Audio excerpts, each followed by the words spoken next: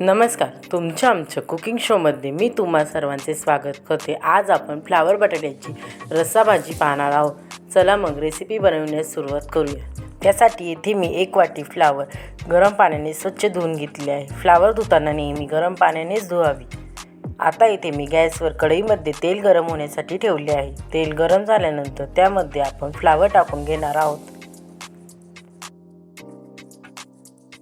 आता आपण या फ्लावरला छान प्रकारे लालसर रंग येईपर्यंत तळून घेणार आहोत। आता आपल्या फ्लावरला छान प्रकारे लालसर रंग आला आहे। आता आपण ही फ्लावर काढून घेऊ। आता आपण त्याच तेलामध्ये मीडियम साईजचे 2 काप करून घेतलेले बटाटे टाकून घेणार आहोत। आता आपण या बटाट्यांना छान प्रकारे लालसर रंग येईपर्यंत तळून घेणार आहोत।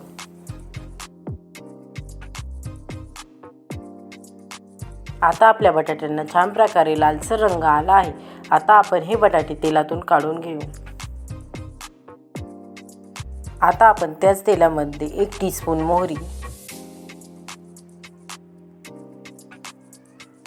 मोहरी छान प्रकारे तडतडायला लागल्यानंतर आता आपण त्यामध्ये 1 टीस्पून जिरे, 1 उभी चिरून घेतलेली हिरवी मिरची,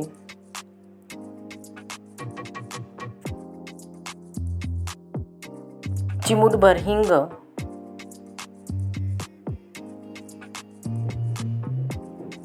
आता आपण यामध्ये 1 वाटी बारीक चिरून घेतलेला कांदा टाकून घेणार आहोत। आता आपण या कांद्याला छान प्रकारे लालसर रंग येईपर्यंत तळून घेऊ।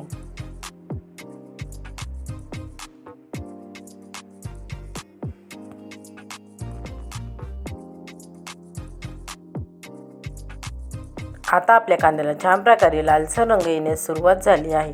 आता आपण त्यामध्ये 1 टीस्पून आलं लसूण पेस्ट टाकून घेणार आहोत। आलं लसूणचा कच्चेपणा दूर झाल्यानंतर आता आपण त्यामध्ये 1 वाटी बारीक चिरून घेतलेला टोमॅटो,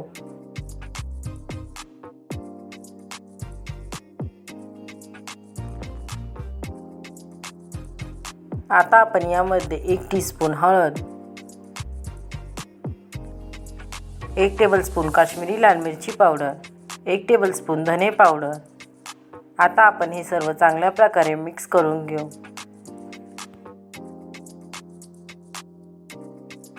आपले मसाले जळू नये व आपले मसाले चांगल्या प्रकारे तळले जावे यासाठी आता आपण यामध्ये थोडे पाणी टाकून घेणार आहोत। आपले मसाले चांगल्या प्रकारे तळले गेल्यानंतर आता आपण यामध्ये तळून घेतलेले फ्लावर व बटाटे टाकून घेणार आहोत। त्याचबरोबर आता आपण यामध्ये चवीपुरते मीठ टाकून हे सर्व चांगल्या प्रकारे मिक्स करून घेऊ।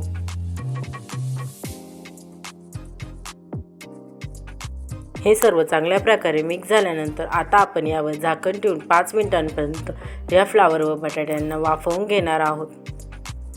5 मिनिटांनंतर आता आपण कढईवरचे झाकण काढून घेऊ व यामध्ये 1 ग्लास गरम पाणी टाकून घेऊ। आता आपण हे सर्व चांगल्या प्रकारे मिक्स करून घेऊ। हे सर्व चांगल्या प्रकारे मिक्स झाल्यानंतर आता आपण यामध्ये 1 टेबलस्पून दाण्याचा कूट टाकून घेणार आहोत। आता आपण हे सर्व चांगल्या प्रकारे मिक्स करून घेऊ। हे सर्व चांगल्या प्रकारे मिक्स झाल्यानंतर आता आपण या कढईवर झाकण ठेवून 5 मिनिटांपर्यंत ही भाजी शिजवून घेणार आहोत। 5 मिनिटांनंतर आता आपण आपल्या भाजीवरचे झाकण काढून घेऊ व यामध्ये 1 टेबलस्पून गरम मसाला टाकून घेऊ। गरम मसाला टाकल्यानंतर आता आपण हे सर्व चांगल्या प्रकारे मिक्स करून घेऊ। आता आपण या भाजीमध्ये 1 पाऊच मॅगी मसाल्याचे टाकून घेणार आहोत। आता आपण हे सर्व चांगल्या प्रकारे मिक्स करून घेऊ।